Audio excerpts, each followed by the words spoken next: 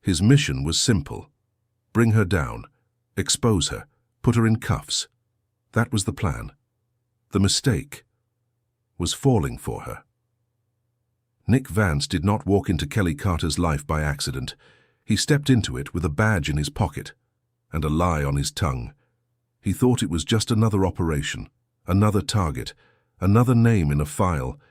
Kelly Carter thought she controlled every room she entered, every deal, every man. They were both wrong. Miami, 1986. Neon lights, salt in the air, money moving in silence. In this city, the line between love and obsession was thin, and sometimes it was written in blood.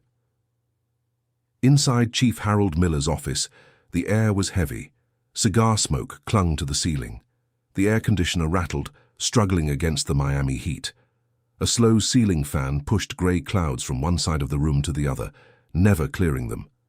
Nick Vance stopped at the door. Miller sat behind a polished mahogany desk, thick fingers tapping a yellow folder. Slow, deliberate. The FBI badge on his chest caught the light, like a medal, like a warning. "Close the door, Nick." Nick did. The click of the lock echoed louder than it should have. "Sit." Nick pulled the chair back, sat down. He didn't break eye contact. 32 years old.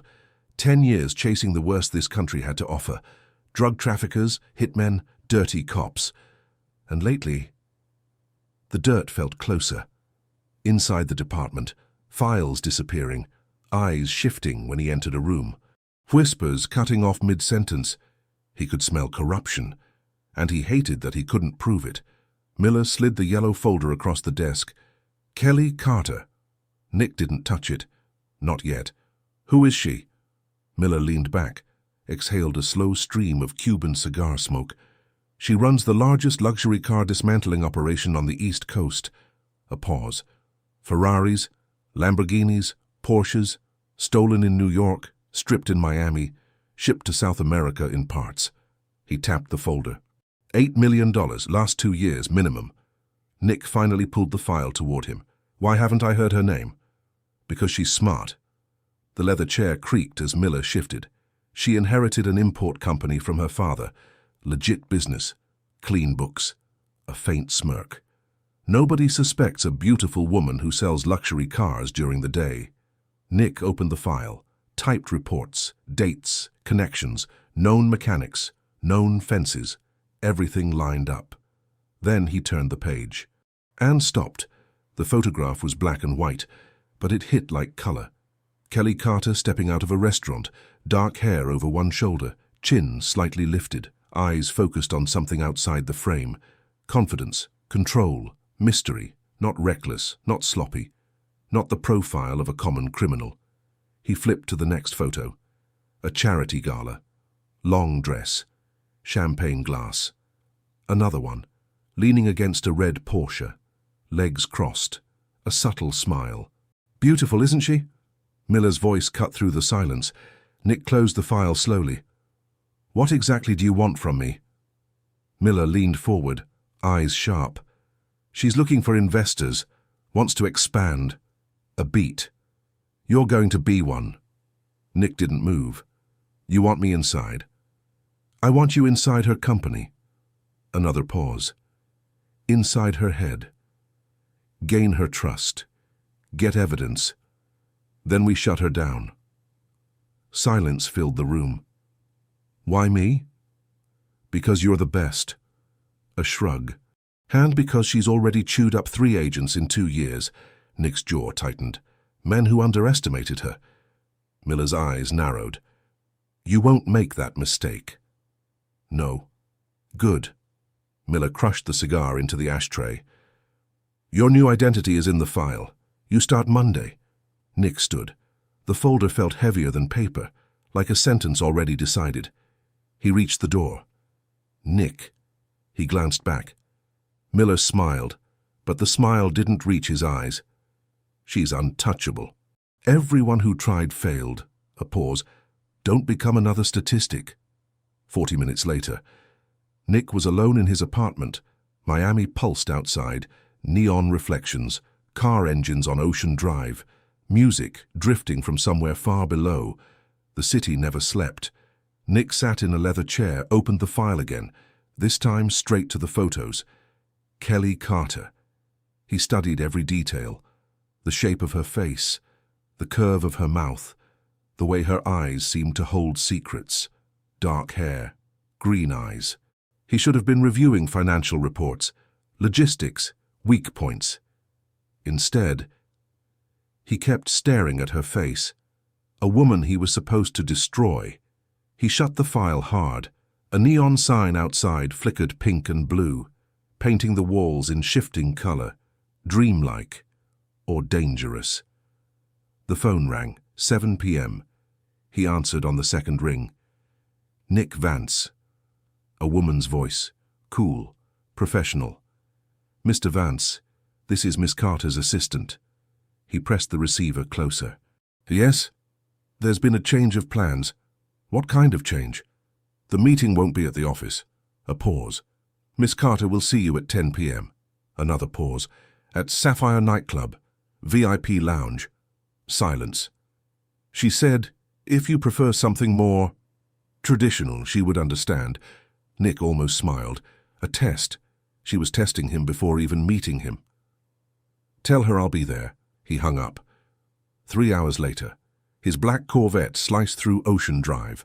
Palm trees blurred against the night sky. Neon signs painted the pavement pink, blue, violet. Miami felt alive, hungry, predatory. Sapphire Nightclub stood inside a 3-story Art Deco building. A line wrapped around the block, short dresses, open shirts, gold chains. Bass thumped through the walls. Nick walked straight to the entrance. Nick Vance, VIP. The guard checked a list, lifted the velvet rope. Inside was chaos. Strobe lights cut through darkness. The air smelled of cigarette smoke, perfume, sweat. The dance floor moved like a living ocean. Synth beats, electronic drums, dry ice smoke crawling around ankles like ghost fingers. Nick moved through the crowd, broad shoulders clearing space, up the stairs, to the mezzanine. Glass and steel VIP boxes overlooking the madness. And then he saw her. Kelly Carter, reclined on a red velvet sofa, champagne in hand, black dress hugging every curve, a neckline that stopped just at the edge of danger, dark waves falling over her shoulders, green eyes reflecting neon light, 2 men in suits beside her, security, a blonde woman nearby, probably the assistant, but Nick saw no one else, only her. Kelly turned her head slowly, as if she had already felt him watching, before she even saw him. Their eyes locked, the world narrowed, music still pounding, people still shouting, but for him, silence. That small smile touched her lips, just for a second. The photos hadn't done her justice. Not even close. Kelly Carter wasn't just beautiful. She was the kind of woman who made men lose judgment, lose power, lose wars. Nick tightened his jaw. He would not be one of them. He stepped toward the lounge. The guards stood. Kelly lifted one finger. They stepped back. "Mr. Vance." Her voice was low, rough, made for dark rooms and quiet confessions. "I wasn't sure you'd come. Why wouldn't I?" She tilted her head, diamond earrings catching the light. "Most investors prefer conference rooms. A desk, air conditioning, black coffee." She gestured to the seat in front of her. "Sit." Nick sat, less than a meter between them, close enough to catch her perfume. Floral, with something darker underneath. Dangerous. "I'm not most investors." Her eyes moved over him. Slow, measuring. Suit, hands, posture, looking for weakness. He didn't blink. After a long moment, she smiled. This time, real. "No," she said softly. "I don't think you are." Taz, the blonde assistant, stepped closer. "Bring a bottle of Cristal for Mr. Vance."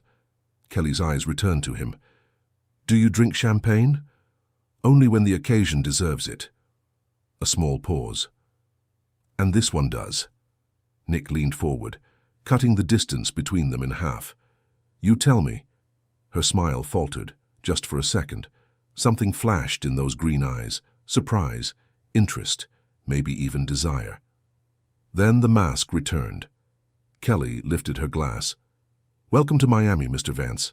She took a slow sip, never breaking eye contact. "I hope you're ready for the heat." Outside the lounge, neon lights pulsed. Pink, blue, violet. Nick accepted the glass from the assistant. He should have been thinking about evidence, about surveillance, about charges. Instead, one thought kept repeating. Kelly Carter was far more dangerous than the file suggested, and he had just walked into her territory. The music shifted. The DJ replaced the fast electronic beat with something slower, heavier, a deep synth that vibrated in the chest, like a second heartbeat. Kelly finished her champagne, set the glass down. She hadn't stopped watching him. Men usually sweated under her gaze, stumbled over words, looked away. He didn't. He looked back, calm, controlled, almost arrogant. So she crossed her legs. The dress rose slightly. "You want to invest in my company?" "I do." "Why?" Nick tilted his head. "Luxury cars, Miami. A woman who clearly knows what she's doing." A shrug. "Sounds like a good business decision. You haven't seen the numbers. Numbers can be fabricated." A pause. "People can't." Something tightened in her stomach. Not fear, something else, interest. "And what did you see in me, Mr. Vance?" He leaned closer, slow, intentional. Someone who isn't used to hearing no. The air thickened, bass shaking the glass walls of the VIP lounge. Down on the dance floor, bodies moved under flashing lights. Kelly opened her mouth to respond. The music exploded again, swallowed her words. Nick frowned slightly. "What?" She tried again. Pointless. The sound drowned everything. He gestured toward his ear, shook his head. Kelly exhaled sharply, leaned closer. "I said—" She stopped.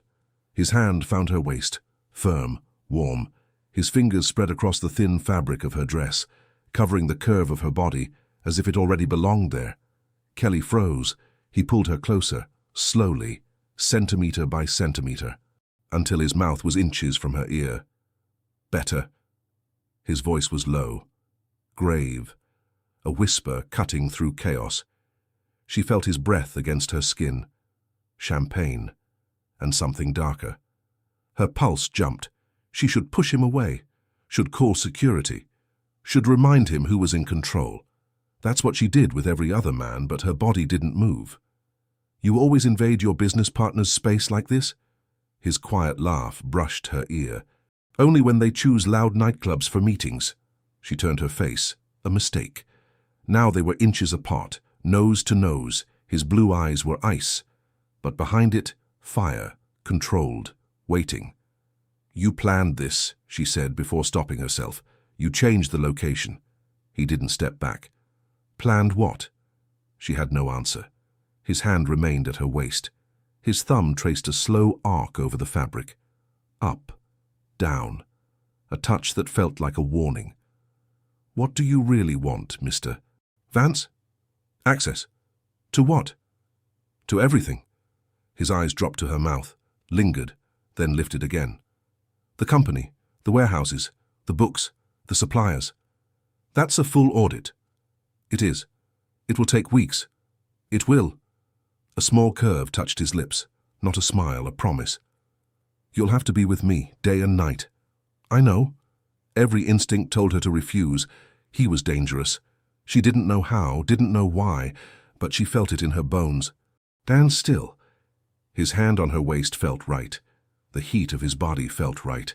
The way he looked at her, like she was the only woman in the room, felt right.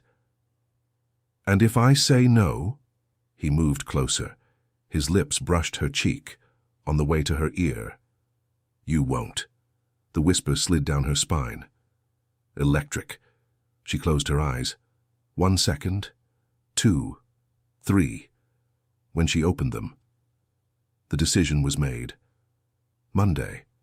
A breath. 8 a.m. at the office. He stepped back slowly. His hand left her waist. But the heat remained. "I'll be there." Nick straightened his suit, looked at her one last time. "Good night, Miss Carter." Then he left, down the stairs, through the dance floor, gone in seconds, like he had never been there. Kelly stayed seated on the velvet sofa. The assistant approached. "Miss Carter, are you all right?" No, she wasn't. Kelly touched her waist, the fabric still warm. What the hell just happened? She looked down at the dance floor, neon lights flashing, bodies moving, music pounding, but all she could see were his blue eyes and the certainty that she had just allowed a wolf inside her territory. Monday, 8 a.m., sharp. Nick stood at the reception of Carter Imports when Kelly stepped out of the elevator, white tailored suit, hair in a low bun, high heels clicking against marble, precise, controlled. Punctual, always. She studied him briefly, then motioned for him to follow. "Let's start in my office." The day was long. Spreadsheets, contracts, import invoices, customs records, everything organized in leather folders, typed labels, impeccable. He should have been looking for inconsistencies, suspicious transfers, anything confirming Miller's suspicions. Instead, he kept watching her. The way she frowned at a document, the way she bit the tip of her pen while calculating numbers, the subtle movement of her lips while reviewing clauses. Smart, methodical, sharp. Nothing about her behavior screamed criminal. Tuesday. They visited the main warehouse at the port. Huge space. Luxury cars lined under fluorescent lights. Red Ferraris, yellow Lamborghinis, silver Porsches, waiting. Kelly walked between them like royalty, inspecting her kingdom, greeting mechanics by name, checking VIN numbers, signing transport papers. Nick followed, 2 steps behind, observing everything. That's when he saw him, one of the managers, early 30s, square jaw, easy smile. He leaned toward Kelly, said something Nick couldn't hear. She laughed, a genuine sound, low, warm. Nick had never heard that laugh before. Something twisted in his stomach. The manager touched her elbow casually while speaking. Harmless, normal. Nick saw red. He walked toward them, steps controlled. But something in his eyes made the manager step back instinctively. "Miss Carter." His voice was low, sharp. "We need to review last month's cargo manifests." Kelly raised an eyebrow. "Now?" She studied his face. Something lit in her green eyes. Curiosity, suspicion. "Fine." She turned to the manager. "We'll continue later, Marco." Marco nodded quickly, walked away. Kelly started toward the warehouse office, Nick beside her. "You scared my manager. He was wasting your time. He was giving me a production update, while touching your arm." She stopped, turned slowly, green eyes locked on his. "Are you jealous, Mr. Vance?" The question hung in the air, like smoke. Nick didn't answer immediately. He stepped closer, once, then again, until the distance was no longer professional. "I'm here to protect my investment." His voice was deep, controlled, but not calm, not entirely. "And you are my investment." Kelly didn't step back, her chin lifted, defiant. "I don't belong to anyone." A pause. "Yet." The word hung between them, heavy, loaded. Neither of them explored it. Kelly was the first to look away. "The manifests are in the office." She turned on her heels. Her steps echoed across the concrete floor. Nick stayed still for 1 second, his heart beat too loud. What the hell was happening to him? He was FBI, trained to stay detached, trained not to blur lines. And yet, the thought of another man touching her made his blood burn. He followed. The next days were worse. Nick was everywhere. Office at 8, warehouse at noon, business lunches in the afternoon, supplier meetings at night. He called it due diligence, what any serious investor would do. But it wasn't diligence, it was obsession. He memorized her schedule, her habits, her preferences. Black coffee at 9, no sugar. Switched to flats when she thought no one noticed. Rubbed her right temple when tired. He knew too much. And it still wasn't enough. Friday. Kelly was reviewing a contract when Nick walked in, without knocking. She looked up. "Did you forget how to knock?" The door was open. It was not. He ignored it, sat across from her. "You have dinner tomorrow." "Porsche representative."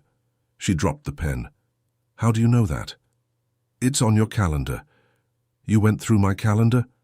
"It's part of the audit." Her eyes narrowed. "The audit is about the company." A beat. "Not my personal life." Nick leaned forward, elbows on his knees, eyes locked on hers. "When it comes to you, Miss Carter." A pause. "I don't see a difference." The silence thickened, her breathing slightly faster. "You're crossing lines, Mr. Vance." "I know." "And you're not going to stop?" It wasn't a question. His lips curved slightly. "No." She was about to respond. The phone rang. She answered without breaking eye contact. "Carter Imports." A pause. Her face changed. "When?" Another pause. "I'm on my way." She hung up, already standing. "There's been an accident at the port warehouse." Nick was on his feet instantly. "I'm coming." She didn't argue. They moved fast. Elevator, parking lot, car engine roaring. And Nick felt something tighten in his chest. Not about the mission, something else. Fear. Fear that someone had hurt what was his. The warehouse was chaos. Employees gathered around a tipped forklift, crates scattered, smell of engine oil thick in the air. Marco ran toward them. "Miss Carter, the hydraulic system failed, out of nowhere, almost hit Rodriguez." Kelly looked at the mechanic, pale, but standing. "He's okay." Just shaken. He jumped in time. She exhaled. Relief. "Nick, call maintenance. I want a full report." Marco nodded and left. Kelly walked toward the damaged forklift. Nick close behind. Always close. The mechanical arm was twisted, oil dripping like blood from an open wound. "This makes no sense," she muttered. "This machine was serviced 2 weeks ago." Nick crouched beside the engine. His eyes scanned the exposed parts, then stopped. "Miss Carter." His voice had changed, tight. She stepped closer. "What is it?" He pointed to a rubber tube, a clean cut along the side, too precise. "That's not wear and tear." He looked up at her. "That's sabotage." Her stomach dropped. "Who would—" A metallic crack cut through the air, from above. Kelly looked up. One of the chains holding a shipping container had snapped. 2 tons of steel swayed, tilted, fell straight toward her. Everything slowed. Someone screamed. Metal scraping, the shadow growing over her like an eclipse. Kelly froze. Nick didn't. He moved with a speed that didn't belong to an investor. His arms wrapped around her waist. He lifted her, spun, dove sideways. The container slammed into concrete, deafening impact. The ground shook. Dust exploded into the air. Then silence. Kelly couldn't breathe. Not because of the dust, because of him. Nick was on top of her, his body covering hers completely, shielding her, arms braced on each side of her head, his face inches from hers. She felt everything. His weight, his chest tight against hers, his heartbeat pounding, or maybe it was hers. "Are you okay?" His voice was low, controlled. She tried to speak, her throat dry. "Yes, I think so." His eyes scanned her face, forehead, cheeks, mouth, looking for blood, for damage. "You're sure?" "Yes." But he didn't move, and she didn't ask him to. Dust settled slowly. Voices in the distance, footsteps running, but inside that pocket of chaos. Only them, his hands still at her waist, firm, protective. Then she felt something else, hard, cold, metal, pressed against her hip. A gun, hidden under his jacket. She inhaled sharply. Nick felt it. His body stiffened. For a second, neither moved. "You're armed?" she whispered. He didn't deny it. I've carried since Vietnam. The explanation made sense. Many veterans did. Many businessmen in Miami did. But something in his eyes, a shadow, harder than that. "Miss Carter," Marco's voice broke the moment. "Are you all right?" Nick finally stood. Fluid movement. He extended his hand. Kelly took it, his grip firm, possessive. She stood, her legs shaky. "I'm fine," her voice weaker than she liked. "Mr. Vance pulled me out in time." Marco looked at the crushed container, the cracked concrete. My God, if he hadn't... He didn't finish. He didn't need to. Kelly looked at the wreckage. If Nick hadn't moved, she would be dead. She turned to him, dust covering his grey suit, a thin cut on the back of his hand, blood trailing down, but his face was calm, like saving lives was routine. "Thank you," the words slipped out. "You saved my life." He held her gaze. "I told you." A pause. "I'm here to protect my investment." The word should have sounded cold, strategic, but the way he looked at her, still scanning, still making sure she was whole. That wasn't about money. Kelly swallowed. "The forklift, the crane." She looked around. "2 accidents, same day. That's not coincidence." Nick nodded, jaw tight. "No." "Someone is targeting me." He didn't answer, but something moved behind his eyes, controlled fury. "I'll find out who." It wasn't a promise, it was a verdict. Kelly should have felt relieved, should have felt safe. But as she looked at Nick Vance, covered in dust, blood on his hand, eyes of a man ready to kill if necessary. One question echoed in her mind. Who are you, really? And why does that scare me? Almost as much as it draws me in. Kelly's mansion stood on Star Island.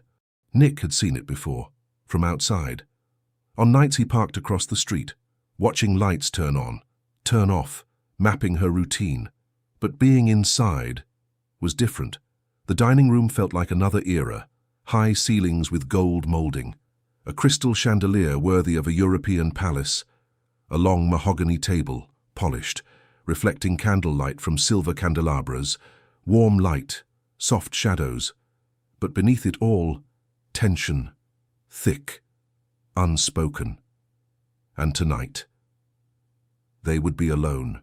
The house had no television, no portable radio, only a turntable in the corner, the vinyl spinning slow, soft crackle, and the voice of Chet Baker drifting through the room like thin smoke, low, melancholic, almost fragile. Kelly sat at the head of the table. She had changed out of the white suit. Now she wore an emerald green dress. It matched her eyes. Her hair was loose, falling in waves over her shoulders. Nick sat to her right, close enough to touch her, far enough to keep up appearances. He cleared his throat. "You live here alone?" Kelly lifted her wineglass. Bordeaux, 1975. The bottle probably cost more than Nick's monthly salary. "Alone is a relative word," she said.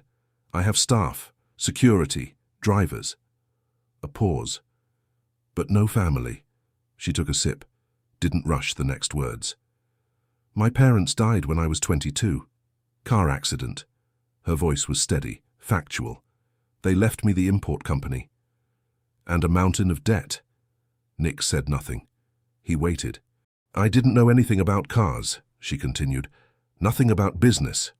She rotated the glass slowly between her fingers. "But I learned." "Alone?" Nick asked quietly. "Not at first."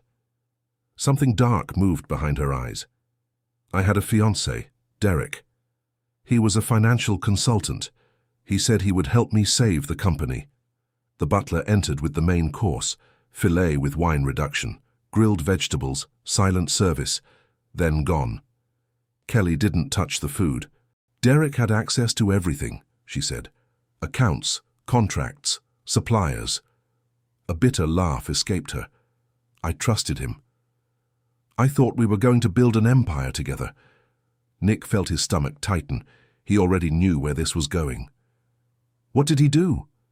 Kelly looked up. The green in her eyes had darkened, storm clouds forming. He siphoned $200,000. In 8 months. Forged signatures. Created shell companies. She inhaled slowly. And when I found out... Silence. When I found out he was already in the Bahamas. With my secretary. The air grew heavy, dense. Nick had no words that wouldn't sound empty. I almost lost everything, she said. The company. The house. My name. I worked 18 hours a day for 2 years. Every single day. She lifted the glass again, finished the wine in one swallow. I rebuilt it. From nothing. Every dollar this company is worth today. I earned.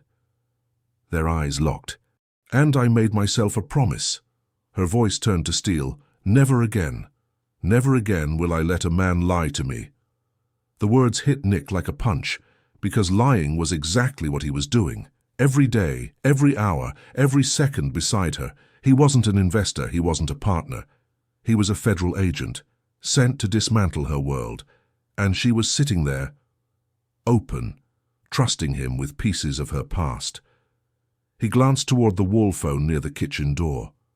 Black, heavy, waiting. He could stand up, dial headquarters, tell Miller the mission was rotten, tell him Kelly Carter was clean, walk away. He could, but he couldn't. If he backed out, Miller would send someone else, someone colder, someone who wouldn't hesitate to plant evidence, to destroy her. Nick was the only barrier between Kelly and disaster. Cruel irony. She stared into her empty glass now, jaw tight, shoulders slightly curved, so different from the queen who ruled the Sapphire nightclub, so different from the executive who intimidated managers in warehouse meetings. Here, under candlelight, she was just a woman who had been betrayed, who had rebuilt herself brick by brick, swearing never to let anyone close again. And yet, he had gotten close. Nick reached across the table, slow, deliberate. His fingers touched hers, wrapped around them, warm. Kelly looked up, surprised. Nick, I won't lie to you, he said. The words slipped out before he could stop them. And in a twisted way, they were true. He wouldn't lie more than necessary. He wouldn't plant evidence. He wouldn't destroy her. He would protect her, even if she never knew from what. What happened before, he said quietly, squeezing her hand, stays in the past. What matters is the future. Our future. The words carried weight, hope, fear. She searched his face. Our future? He held her gaze. She couldn't understand the double meaning. Not yet. For him, it meant something else. It meant he would find out who was sabotaging the warehouse, who was setting traps. It meant he would burn Miller's fake dossier, expose whoever built this case, no matter the cost. Kelly intertwined her fingers with his. You're different, she whispered, from the others. I can feel it. If she knew the truth, she would look at him with disgust, maybe hatred. But right now, under golden candlelight, with Chet Baker playing softly in the background, she looked at him like he was the only solid thing in her world. Nick lifted her hand, pressed his lips to her fingers. Slow, reverent, a silent promise. Her breath caught. Nick. The phone rang, sharp, violent, cutting through the moment like a blade. Once, twice, 3 times. She frowned. Who calls at this hour?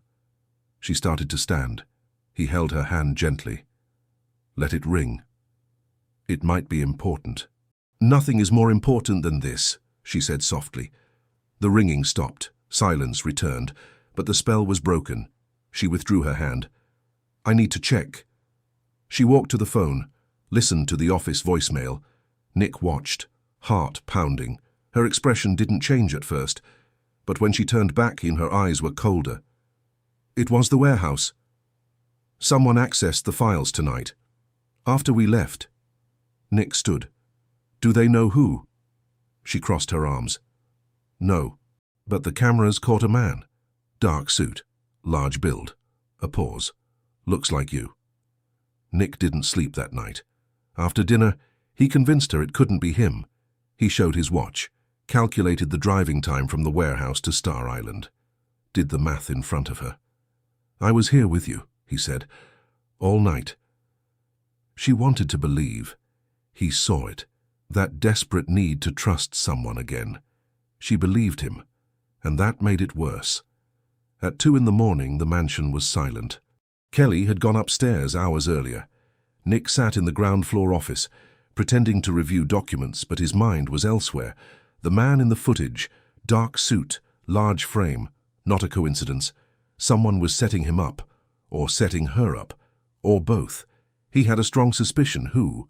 He waited until 3, then slipped out the back door, crossed the garden, climbed the wall. His Corvette was parked 2 blocks away. 20 minutes later, he stopped in front of the Federal Bureau of Investigation building in Miami. Almost empty at that hour. A few night agents, 1 sleepy guard. Nick flashed his badge. I need access to cold storage files. At this time, the guard muttered. Urgent case. A hesitation, then a shrug. Basement level 2. Sign in. Nick signed with an unreadable scrawl. The archive room was a maze of metal shelves, floor to ceiling, brown folders stacked in labeled boxes, the smell of old paper and dust heavy in the air. He switched on a flashlight. He knew what he was looking for. Luxury vehicle seizure records, last 3 years, federal auctions, buyers. He found the first box in 15 minutes, 1982, Operation Black Gold Seizures, April. Inside dozens of folders, photos of cars, Ferraris, Lamborghinis, Porsches, all seized from traffickers, all supposedly auctioned to legitimate buyers. Nick flipped through names, dates, amounts. Then he froze. One folder carried a familiar name, Carter Imports. His pulse slowed, then spiked. He opened it. Auction certificate, March 1983. Item, Ferrari 308 GTS. And suddenly, this wasn't just a mission anymore. Chassis number 14729. Buyer, Carter Imports. $42,000. On paper, it looked clean, legitimate, too clean. Nick felt it in his gut. Something was off. He pulled another folder from the same box.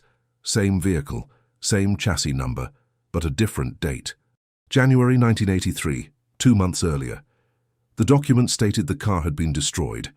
Warehouse fire, federal storage facility, total loss, destroyed, and then sold. Impossible. Unless someone had altered the records, unless someone inside had rewritten history. Nick kept digging, folder after folder, car after car. The pattern repeated. Vehicles listed as destroyed, or missing, or transferred for disposal. Then, months later, they appeared in purchase logs tied to Carter Imports. Someone was diverting seized cars, faking destruction reports, reintroducing them through the black market, and using Kelly's company as a shield, as a laundering machine. But Kelly had never purchased those cars. The signatures were forged, the auction numbers fabricated. Nick felt bile rise in his throat, slow, burning. He reached the last folder, the most recent, dated 2 weeks ago. Inside, an internal memo, official letterhead from the Federal Bureau of Investigation, stamped, authorized. Signed at the bottom, Harold Miller. The memo approved an administrative transfer, 12 seized vehicles, released to a confidential buyer, no auction, no public record, no transparency. Attached to the memo, a list of chassis numbers. Nick compared them, one by one. Every number matched cars currently stored in Kelly's warehouses. He closed his eyes. The trap was flawless. Miller was stealing seized vehicles, routing them through fabricated paperwork, and setting Kelly up as the fall person. When the investigation launched, and it would launch, Miller would make sure of that. All evidence would point to her, the greedy millionaire, buying stolen vehicles, dismantling them, selling the parts, money laundering on a grand scale. No jury would believe her, not against a division chief with 30 years inside the bureau. And Nick? Nick was the instrument, the loyal agent, the one chosen to infiltrate, to gain her trust, to collect evidence. Evidence Miller himself had manufactured. Nick opened his eyes. His hands were shaking. Not fear, rage. He had been used, handled, turned into a pawn in a game he never saw coming, and Kelly would pay for it, unless he stopped it, now. He grabbed the folders, all of them, shoved them inside his coat. They were proof. Proof Miller was corrupt. Proof the case against Kelly was fabricated. Proof something inside the bureau was rotten. He moved fast, up the stairs, past the night guard. Didn't make eye contact. Outside. His Corvette waited under the street lamp. Engine roared to life. Miami streets were empty. 4:30 a.m. glowed on the dashboard clock. He had to tell her, had to show her everything, who he really was, why he was there, what he had discovered. She would hate him. Of course she would. He had lied from the first moment, entered her life under false pretenses, made her trust him, while working to destroy her. But at least she would know the truth. With these documents, she could fight back. It was the least he owed her. The Corvette cut across the bridge toward Star Island, palm trees blurred against a sky beginning to pale. He parked in front of the mansion, got out. The house was dark, silent. He entered quietly, closed the door without a sound. The air still smelled of extinguished candles and Kelly's perfume. The dinner table remained untouched, wine glasses half full, plates cold. He climbed the stairs, each step heavier than the last. The hallway upstairs was dark. Only a thin line of blue light slipped from beneath her bedroom door, moonlight through the window. He stopped outside, the folders pressed against his chest. Proof of a conspiracy. Proof she was innocent. Proof he was living a lie. He turned the handle slowly. The door opened without noise. Kelly was asleep, dark hair spread across the white pillow, one arm resting over her waist, breathing slow, deep, peaceful. She trusted him enough to fall asleep while he was gone. Nick stepped inside. Moonlight washed over her face, long lashes, parted lips, calm expression. She had no idea what was coming. He would wake her now, sit on the edge of the bed, hold her hands, tell her everything, every lie, every manipulation, every discovery from that night. He would ask for forgiveness, knowing he did not deserve it, and swear that from this moment on, every breath he took would be to protect her. He stepped closer. The floorboard creaked. Kelly shifted, murmured something, didn't wake. He froze, heart pounding so loud it felt impossible she couldn't hear it. Now. It had to be now, before Miller realized the files were missing, before the trap snapped shut, before it was too late. Nick leaned toward the bed, and then a sound downstairs, a scrape, paper sliding across wood, under the front door. Morning arrived gray, heavy clouds over Miami, air thick, electric, storm building for days. Kelly woke alone. She went downstairs in a robe, hair tied loosely. Nick was in the kitchen making coffee. He looked tense, dark circles under blue eyes. "Morning," he said carefully. "Morning." She studied him. "You look terrible." "Thanks." He poured her coffee. Black. No sugar. Exactly how she liked it. He drank his in silence, stared out the window, finished a cigarette. "There's nothing in the fridge," he said. "Housekeeper doesn't come until 10. I'll run to the corner store. 20 minutes. Kelly nodded. No reason to argue. He grabbed the Corvette keys, left through the back door. She heard the engine, gravel, then silence. She stayed in the kitchen a moment, sipping slowly. The house felt bigger when empty, colder, despite the Miami heat. Then she heard it. A mechanical hiss from the office, the fax machine. She frowned. Who sends a fax at 7 on a Saturday? She walked toward the office, door slightly open. The machine spit out paper non-stop, metallic screech echoing in the quiet room. One page fell to the floor. She bent down, picked it up. and the world stopped. A grainy black and white photo, taken from a distance, a man in a dark suit, badge visible on his chest. Nick. Air left her lungs. No. Another page slid out. Nick shaking hands with an older man, in front of a building, the sign behind them unmistakable. Federal Bureau of Investigation. Her hands began to tremble. The fax kept printing, photo after photo, document after document. She gathered them, fingers numb. A copy of a badge, Special Agent Nicholas Vance, Financial Crimes Division, a typed report, FBI letterhead, stamped confidential. The title hit her like a gunshot. Operation Black Widow. Target, Kelly Elizabeth Carter. Status, active. Undercover agent, Nicholas Vance. Cover, investor seeking equity stake. Objective, gather evidence of receiving stolen vehicles and money laundering. She read it once, twice, 3 times. The words refused to make sense, because if they did, it meant everything had been a lie. Every look, every touch, every promise whispered under candlelight. The fax finally stopped. Silence crashed down. Kelly stood in the center of the office, holding the pages like fragments of a bomb. The coffee grew cold in the kitchen. Outside, the world kept moving. Inside her, everything stopped. Derek. The name surfaced. An old wound. She had sworn never again let a man deceive her. And now, her eyes burned, not with sadness, with fury, cold, controlled, spreading through her veins like poison. Her jaw tightened, nails dug into her palms, a motor in the distance. The Corvette. He was coming back. Kelly did not hesitate. Kelly moved without hesitation. Into the living room, to the drawer beside the sofa. She pulled it open. The .22 caliber pistol was there, cold, loaded, waiting. She picked it up, walked back to the entrance hall, and waited. The door opened. Nick stepped inside.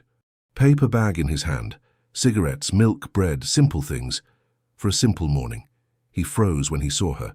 His eyes went to her face, then the gun, then the stack of papers pressed against her chest. He understood. She saw the exact second it clicked. Kelly. Shut up. Her voice didn't sound like hers. Low, sharp, empty. She threw the papers at him. They hit his chest, exploded into the air. Photos, reports, badge copies, every lie falling like dirty snow. You're not an investor. She raised the gun, aimed at the center of his chest. You're a cop. Nick didn't move.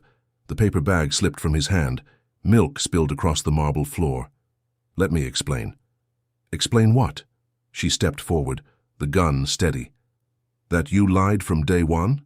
That you invaded my company? My house? My bed? All to build a case against me? No, it's not like that. Operation Black Widow. She spat the words. That's what you call me. I'm the target, the criminal who needs to be destroyed. Kelly, listen. I listened. I listened to every beautiful word. Every promise. Her voice cracked, just for a second. And it was all fake. Nick took one step toward her. She moved back instantly. Don't. Her finger tightened on the trigger. He stopped. The evidence against you is fake, he said, his voice low, urgent. My boss fabricated everything. He's using you as a scapegoat. I found out last night. I was going to tell you. You were going to tell me? She laughed, bitter. Like Derek was going to tell me he was stealing from me? Like every man who ever walked into my life was going to tell me the truth? I'm not him. You're worse. Her eyes burned. Because you made me believe. You made me feel... She couldn't finish. Rain started hitting the windows. Heavy drops. Sky turning dark. As if the storm had been waiting. Get out of my house. Gally, get out. Her scream echoed through the walls, cabinets rattled. Air too thick to breathe. Nick didn't move. His blue eyes locked on hers. Cold. But there was something else there. Pain. Regret. She didn't care. If you don't leave in 10 seconds, I shoot. Her voice was ice. And when the police get here, I'll say you broke in. Which is technically true. Nick stood still for one more second, then lowered his head slightly. The proof is in my coat, he said. He pointed to the jacket hanging by the door. Files from FBI archives. Everything you need to defend yourself. She said nothing. He walked to the door, opened it. Rain blew into the hall, soaking the marble floor. He looked back once. I'm going to clear your name, even if you hate me for the rest of your life. Then he stepped outside. The door slammed. Kelly stood frozen, gun still raised, pointed at nothing. Outside, the Corvette engine roared, tires spinning on wet gravel, then fading. Only when the sound disappeared, her legs gave out. She dropped to her knees. The gun slipped from her hand, sliding across the marble. Papers scattered around her, like wreckage after a shipwreck. Rain hammered the windows, and Kelly Carter, the woman who had sworn never to cry for a man again, covered her face and broke. The rain fell like punishment. Nick drove without direction, wipers barely keeping up, neon lights bleeding through the windshield. Miami blurred into a sick dream of color. He pulled over near a phone booth on Biscayne Boulevard, sat there, engine running, hands crushing the steering wheel. 1 minute, 2. Then he stepped out. Rain soaked his suit instantly. He didn't care. He entered the booth, dropped a coin, dialed the number from memory. 3 rings.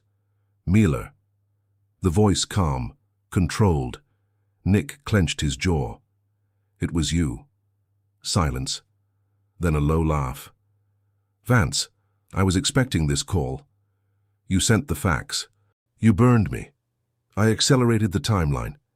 Miller sounded bored. You were getting attached, son. Forgetting the mission. The mission is a lie. Nick closed his eyes. The booth smelled like urine and cheap smoke. Rain pounded the metal roof. I saw the files. I know what you're doing. Long silence. When Miller spoke again, the humor was gone. You don't know anything. I know you're stealing seized cars, using Carter as a scapegoat. I know you forged documents. I know this entire operation is a cover. Careful, Vance. Or what? You'll burn me again? Miller exhaled slowly, like a father tired of a stubborn child. You're young, idealistic. You think the world is black and white. It isn't. I built this division from nothing. 30 years. You think you can destroy that with a few old folders? I'll try. Pause. Then you're dumber than I thought. Another pause. Come back to base. Hand over the files. We forget this happened. You get promoted. Transfer anywhere you want. Fresh start. Nick stared through the wet glass. Miami lights blinking like a sleeping monster. And Kelly? She'll be indicted next week. The evidence is solid. No one believes a rich businesswoman over the FBI. She's innocent. Innocence is relative. Miller yawned. Last chance, Vance. Come back. Long silence. Then Nick said quietly, Go to hell, Miller. He slammed the receiver down, hard. The plastic cracked. The coin dropped with a metallic clink. Nick stood there, breathing heavy, rain leaking through the booth roof. He was alone now. No badge, no protection, no backup, only wet clothes, and anger burning in his chest. But he still had one thing, the proof. In the coat he left at Kelly's mansion. Maybe she burned it, maybe she threw it away. Didn't matter. He would get more. He went back to the Corvette, drove for an hour, until he found what he needed. The Palms Motel, roadside. Mold on the walls, neon sign flickering like a dying heart. A place where people disappear. Perfect. He paid cash for a week. Room 14, locked the door, and started planning. The next days blurred into cold coffee and cigarettes. Nick worked methodically. Patient, trained. First night. He broke into Miller's office after hours, disabled the alarm using a code memorized months ago, planted a wire on the landline, photographed documents, copied appointment books. Second night. He followed Miller to a restaurant at the port, hidden behind a shipping container. took photos of Miller shaking hands with Victor Salazar, the biggest stolen car trafficker on the East Coast, a man the Federal Bureau of Investigation had supposedly chased for 5 years. Third night, he bugged Miller's house phone, recorded conversations about shipments, payments, bribes, captured everything on cassette tapes. By the fourth night, he had enough. A complete dossier. Photos, audio, documents. A package no lawyer could dismantle. He made 3 copies. The first went to Internal Affairs, left on the director's desk at 3 a.m., entered through a bathroom window. The second went to the Miami Herald newsroom, dropped in the mailbox. Note attached. Publish immediately. Anonymous source. The third went to the New York Times. No return address. Then he waited.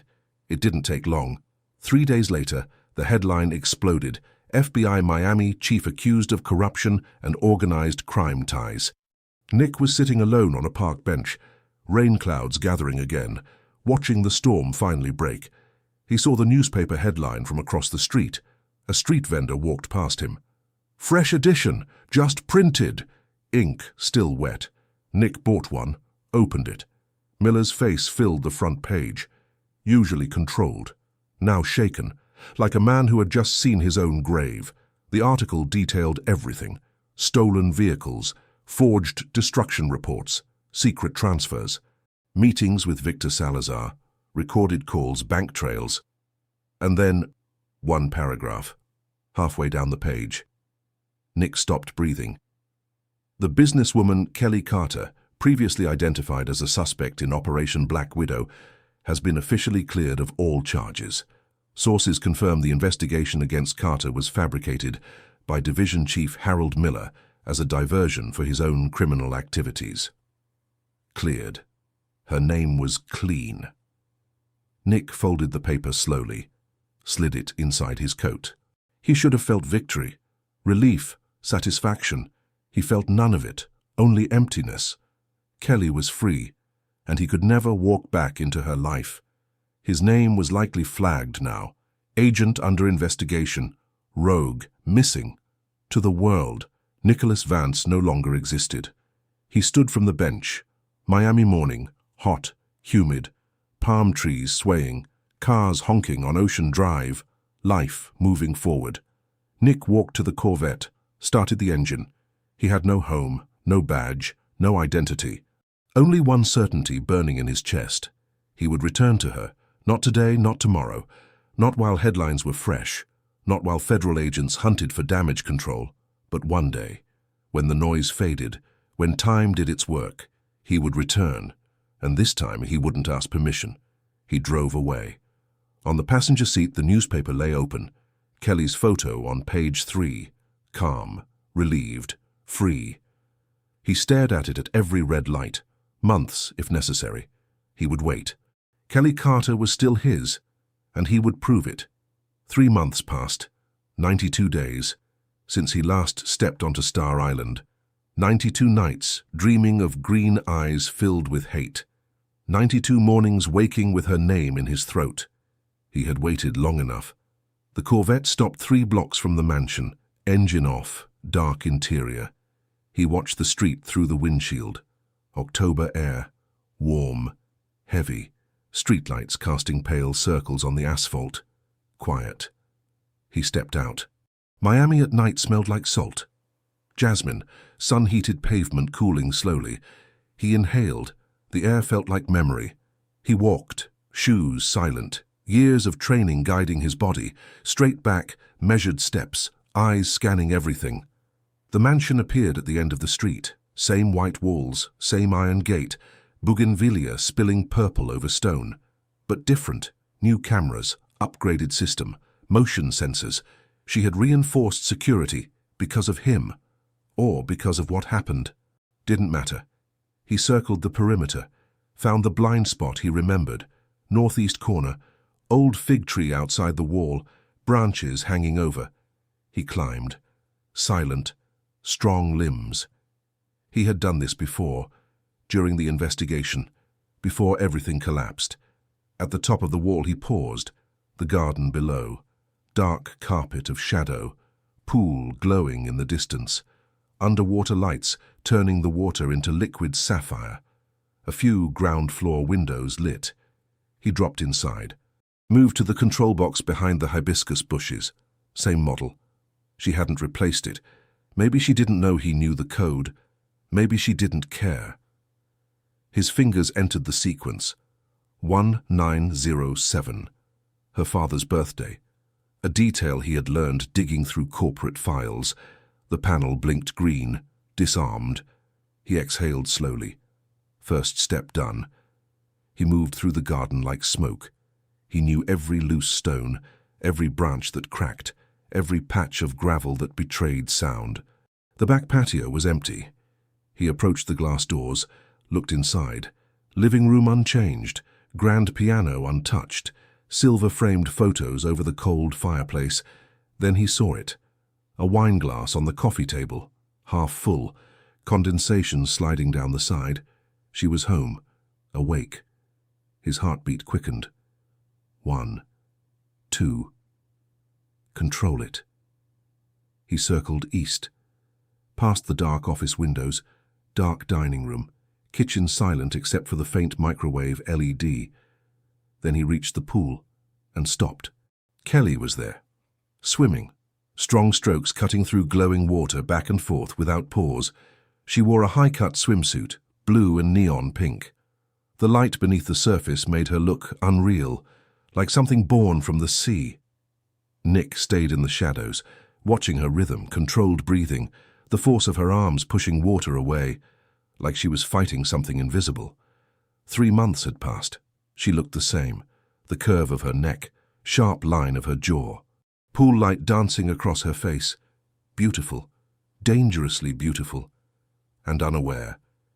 He should announce himself, step forward, give her the chance to scream, to call security, to throw him out again. But he didn't move. Not yet. He wanted this second, to burn it into memory, the last peaceful image before the storm. Because it would be a storm. He knew she wouldn't welcome him, wouldn't forgive him for climbing over her wall like a criminal, wouldn't forget the lies, the betrayal, the pain. But he wasn't here to beg. He was here to take back what he believed was his. He shifted slightly, a small movement, barely noticeable. But Kelly wasn't ordinary. She lifted her head instantly, like an animal sensing danger. Green eyes scanned the garden. Hibiscus, palm trees, hedge line. Then stopped exactly where he stood. She couldn't see him clearly, too dark, too many shadows. But she felt it. "Who's there?"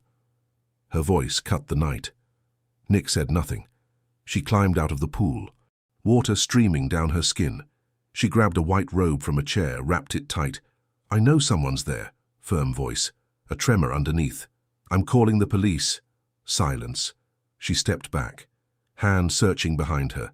Iron chair, side table, anything. Nick knew he should speak. End it. But something darker held him still.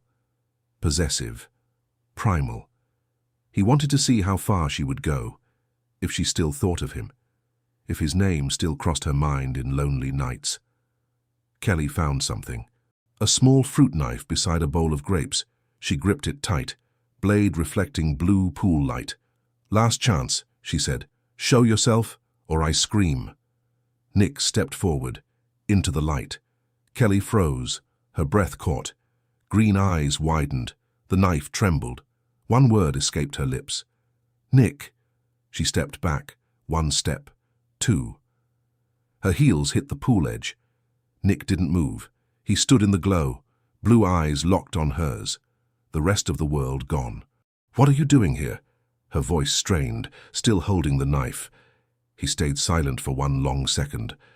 Rain clouds moving slowly above them, wind brushing the water. Her heart was pounding, so loud she thought he could hear it. And for the first time in 3 months, they stood face to face again. The street vendor's voice cut through the humid air. Evening edition, fresh print, big scandal. Nick had not planned to stop, but he did. He reached into his pocket, took a copy. The ink still smelled sharp. He unfolded it slowly. Miller's face stared back from the front page, controlled, cold, but now cracked, like a man who had just watched his own grave open. Nick's jaw tightened. He kept reading. Stolen cars, fake documents, secret meetings with Salazar, recorded calls, everything exposed, line after line. Then one paragraph made him stop breathing. Kelly Carter, formerly listed as a suspect in Operation Black Widow, officially cleared of all charges. Sources confirmed the investigation against Carter was fabricated by Miller as a smokescreen for his own criminal activity. Innocent. Her name was clean. Nick exhaled, slow, heavy. He hadn't realized he'd been holding that breath for months. He folded the paper, slid it into the inside pocket of his jacket. He should feel victorious, relieved, satisfied. He felt none of it, only emptiness. She was free, and he could never go near her again. His face was probably flagged somewhere. Dishonored agent. Unknown whereabouts. To the world, Nick Vance was gone. He stood from the bench. Miami morning heat pressed against his skin. Palm trees swayed. Cars honked along Ocean Drive. Life moved forward. He walked to the Corvette, got inside, started the engine. He had nowhere to go, no house, no badge, no name. Only one certainty. A single ember in his chest.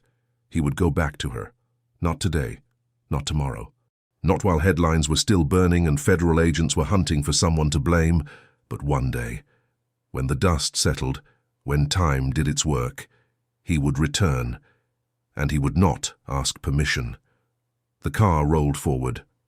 On the passenger seat, the newspaper rested open to page 3. Kelly's photo. Relieved. Beautiful. Free. Months, he thought.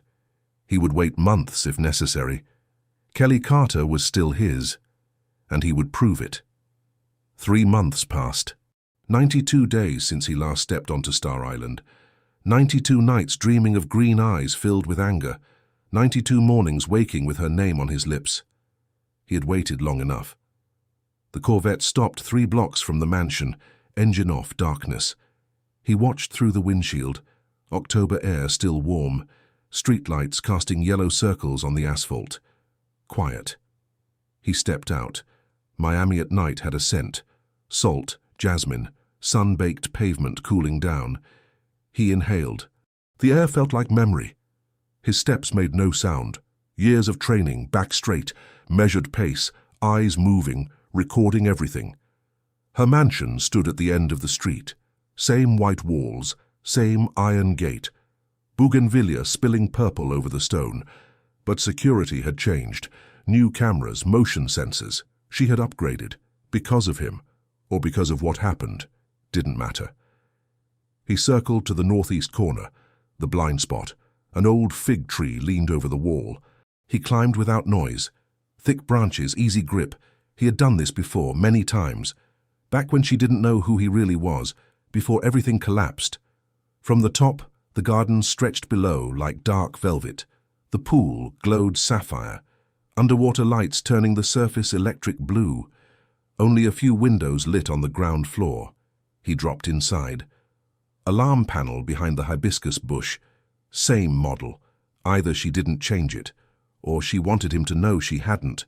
His fingers typed the code. 1907. Her father's birthday. Green light blinked, deactivated. He moved through the yard like a shadow. He knew the loose stones, the gravel that betrayed footsteps, the broken tile near the patio. The back terrace was empty.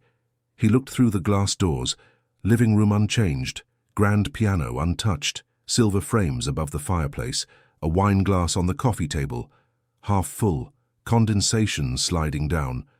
She was home, awake. His heartbeat shifted. 1 beat, 2. He steadied his breathing. He moved east, past the dark office, the dining room, the quiet kitchen. Then he reached the pool and stopped. Kelly was in the water, swimming, strong strokes, precise rhythm, back and forth. No pause. Neon blue and pink swimsuit, glowing under the lights. She moved like she was fighting something unseen. Nick stayed in the shadows. 3 months. She looked the same. The curve of her neck, the sharp line of her jaw, the light dancing across her face, real and unreal at the same time. He should step out, announce himself, give her the chance to scream. He didn't, not yet. He wanted this moment, still, unaware, before the storm, because there would be one. He knew she wouldn't welcome him, wouldn't forgive the lies, the betrayal, the damage. He wasn't there for forgiveness. He stepped forward, just enough for a shift in shadow. Kelly stopped mid-stroke, her head lifted, green eyes scanning the garden. Hibiscus, palm trees, hedges, then straight toward him. She couldn't see him clearly, but she felt it. "Who's there?" Her voice cut clean through the night. Nick stayed silent. She climbed out of the pool, water dripping from her body. "I know someone's there." Steady voice, but beneath it, tension. "I'll call the police." Silence. Her hand searched the table beside the lounge chair. She found a small fruit knife, blade catching the pool light. Last chance. Steel in her tone. "Show yourself." Nick stepped into the light. She froze. The knife trembled, one word escaped her. "Nick." 3 months. 3 months trying to erase him. 3 months waking in the night with his name already forming in her mouth. And now he stood in her garden, looking at her like he had never left. "Leave." Her voice gained strength. "You don't get to come back." "I know." 2 words. Low. Heavy. "I know I don't." He stepped closer. "I know you hate me." She laughed. Bitter.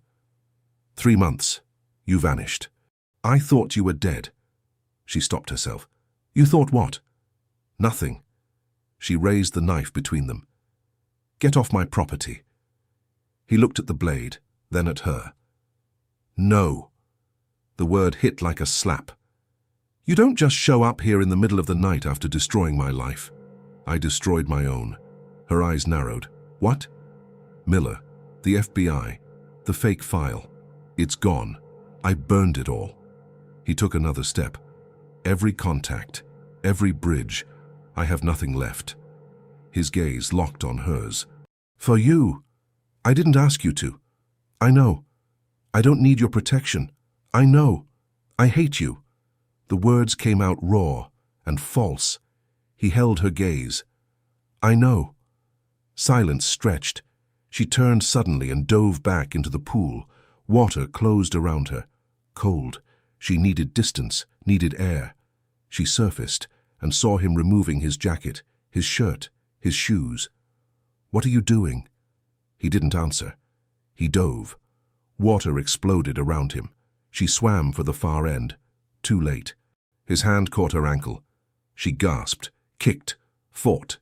He surfaced inches away. "Let me go." She hit his shoulder, his chest. He barely reacted.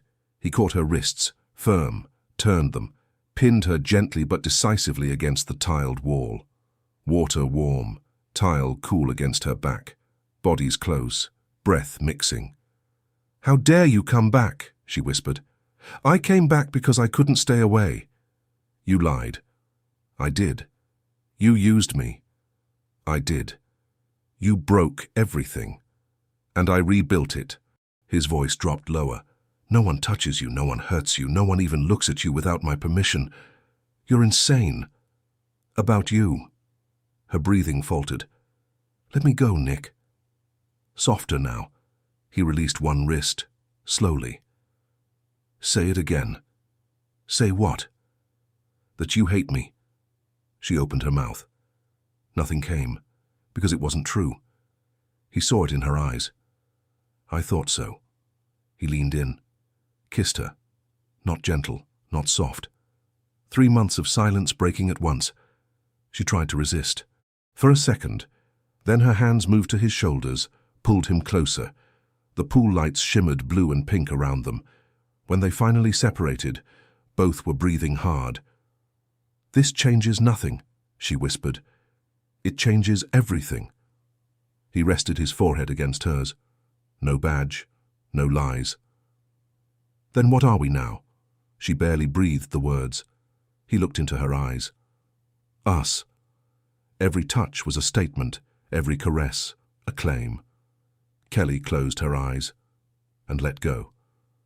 The night stretched on, long, heavy, breathing between kisses. There were moments of urgency. Fabric pulled aside, bodies colliding, breaths breaking into low sounds, and there were moments of slowness. Kisses that lasted, hands exploring like it was the first time. Whispers neither of them would ever repeat in daylight. At some point, exhaustion won. Kelly fell asleep, satisfied, drained, Nick's arm wrapped around her waist, his body warm against her back. For the first time in 3 months, she didn't dream. Not of betrayal, not of loss, nothing. Just silence. Morning came quietly. A golden beam of sunlight slipped through the half-open curtains. It warmed her face. Kelly opened her eyes slowly.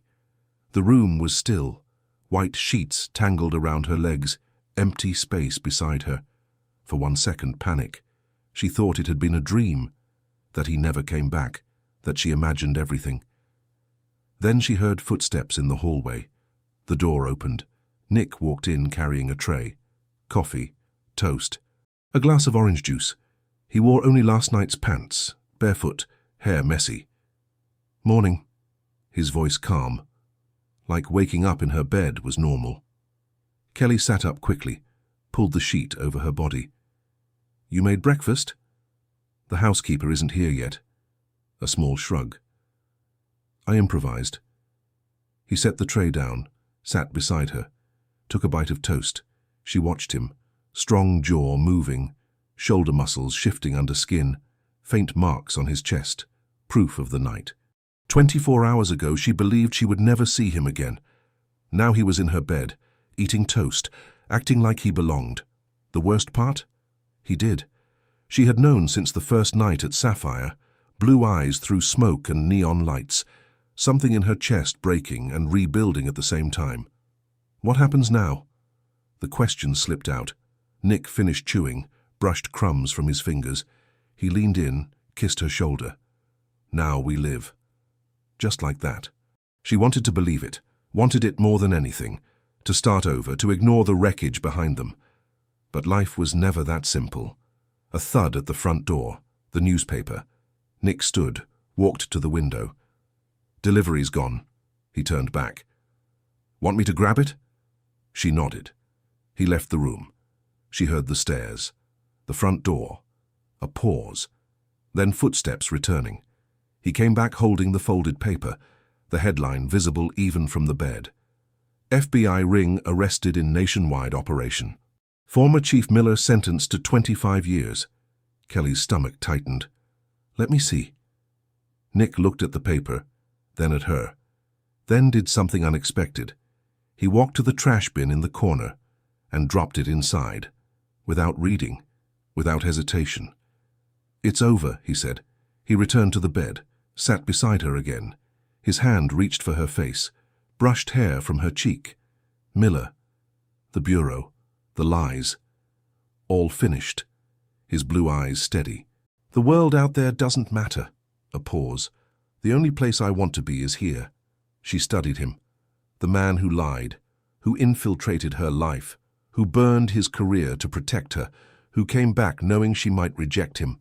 She should be furious, should push him away, should choose logic. But Kelly Carter had never been logical when it came to Nick Vance. She smiled. A real smile, the first in months. Then stay. Nick smiled back, and stayed. Outside, Miami woke up.